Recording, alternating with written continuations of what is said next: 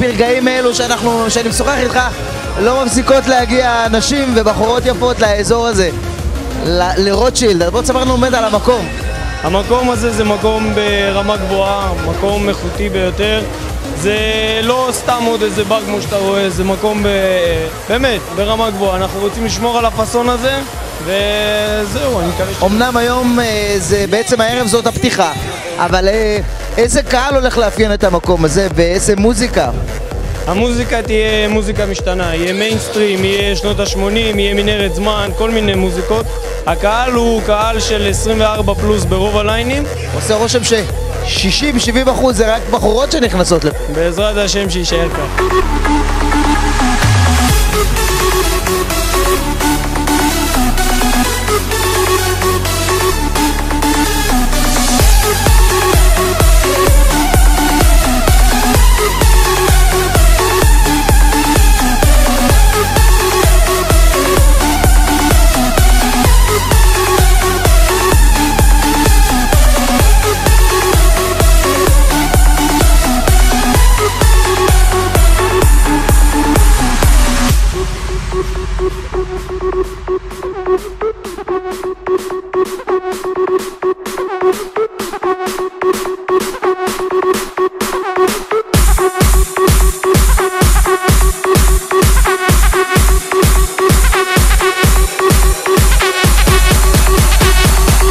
מברכים באמת מקום שפותח, מקום שנקרא רוטשילד, אני מבין.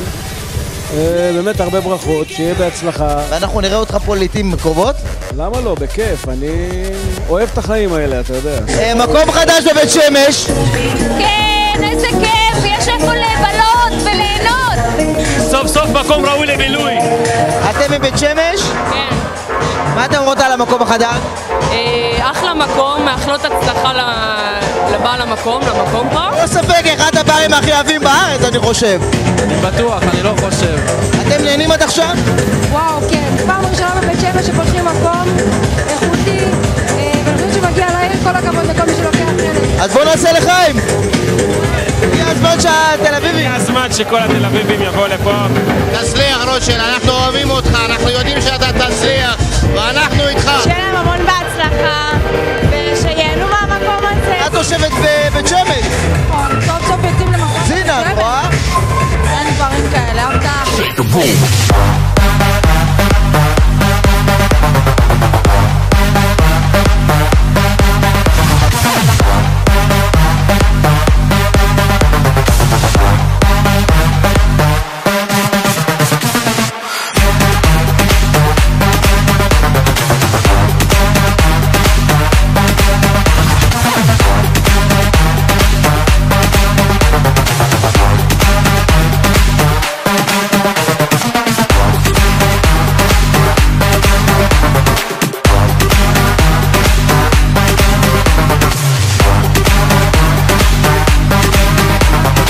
מזל טוב לפתיחת המקום. אנחנו מאוד מרוצים שפתחו לנו פה משהו שאפשר לצאת אליו ככה בלי לנסוע יותר מדי, לשתות כוסית ולחזור הביתה. הנה, מטל גררה אותך לפה, אה? בעצם את מקומית, בית שמש. כן, האמת שכן. ואני מתה על מטל, ואני מאחלת להם בהצלחה במקום החדש, ווואלה, אנחנו צריכים מקום כזה.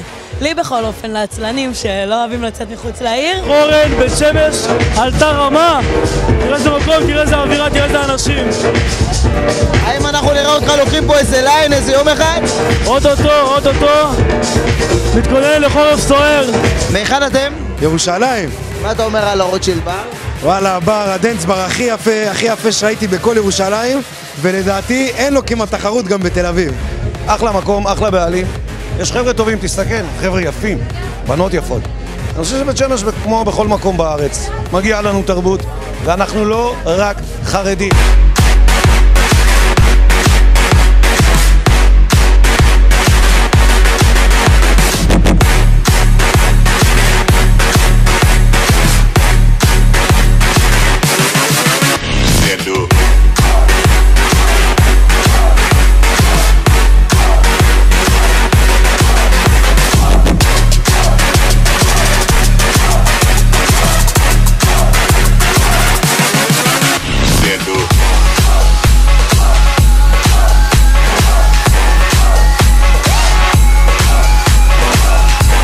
שמש אומר לך, מזכיר לך קצת נשכחות האמת. כן, בית שמש מזכיר לי את קוטי המקסים, שזכה מקום ראשון שהיה איתי בעונה והוא מבית שמש. והאמת שאני שמחה להיות פה, לא הייתי כאן מלא זמן.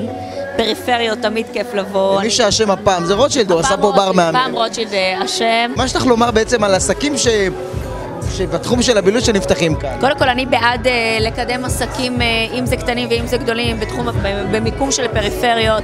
לא תמיד הכל צריך להיות בתל אביב, בלב ליבה של מדינת ישראל.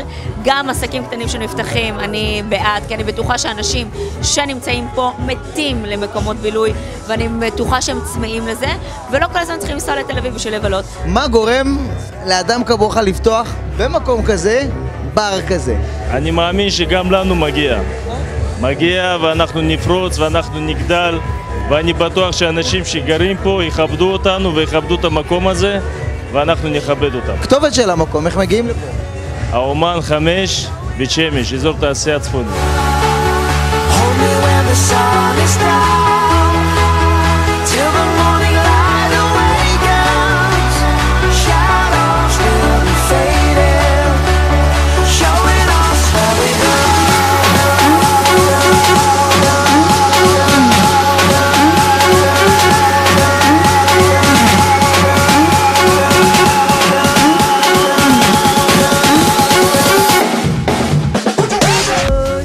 תשמעי, נו, אתה בזכותך רואה? היום בית שמש על המפה.